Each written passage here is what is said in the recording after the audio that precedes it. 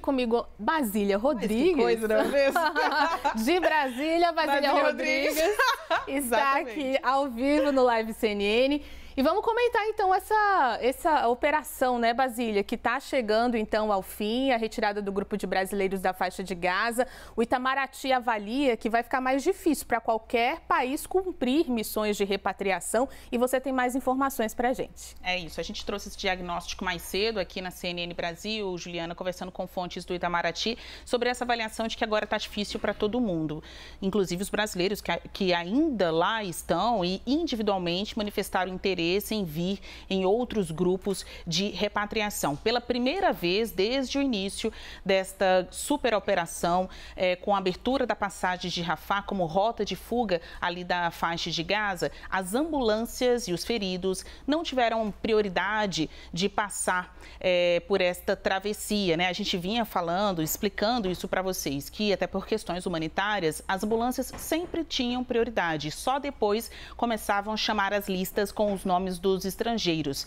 Pela primeira vez, isso não aconteceu em uma negociação intermediada pelo Catar com aqueles diversos países ali que são quem abre e fecha a passagem de Rafah. Ficou decidido que os estrangeiros que estavam com os nomes nas listas, entre eles os brasileiros, é que teriam a prioridade. Então foi aí uma inversão da prioridade, uma excepcionalidade com base nestas negociações intermediadas pelo Catar em nome dos países que ainda estão com seus nacionais lá, como o Brasil.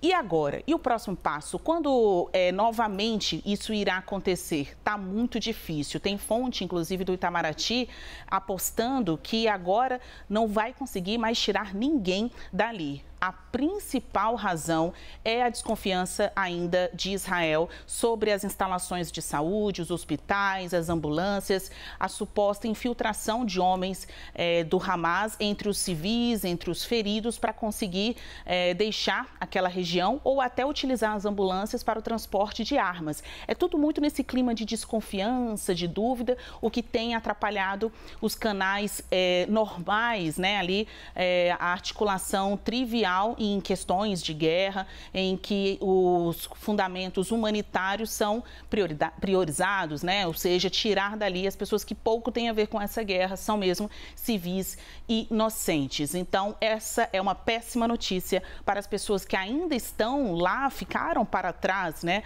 Então, por isso que isso só eleva o mérito, o trunfo da diplomacia do governo brasileiro em retirar esse grupo residual de brasileiros que estavam ali na faixa de Gaza, porque estava difícil e agora o cenário, o horizonte de momento é que vai ficar ainda mais complicada a retirada de pessoas de qualquer nacionalidade daquela região. Os brasileiros só saíram após essa inversão de prioridade, em que saíram primeiro os estrangeiros e só depois as ambulâncias. O clima permanece de desconfiança. A presença militar israelense na região, especialmente no norte dessa região, só aumenta. Então, está mais difícil para quem ficou e só eleva, então, a sensação de alívio de quem finalmente conseguiu sair de lá. Uma pena, né, Basília? A gente trouxe informações no fim de semana de que só no domingo foram 800 estrangeiros, né? Cerca de 800 estrangeiros que conseguiram, então, fazer essa travessia. Uma pena realmente para quem fica e não pode sair dessa situação. Eu vou chamar para essa conversa também a Larissa Rodrigues, que também tem apuração sobre essa operação, né, Larissa? Que está chegando ao fim, felizmente, um alívio, então, para esse grupo. Exatamente. A gente aqui há quantos dias, né, falando sobre esse assunto. Bom dia, Juliana. Basília, já nos falamos mais cedo. Para quem está chegando agora também em casa. É um momento óbvio de comemoração, de alívio por parte não só do governo brasileiro, do Itamaraty, e em especial, obviamente, dessas pessoas que estavam lá e de seus familiares, muitos que já vivem aqui no Brasil.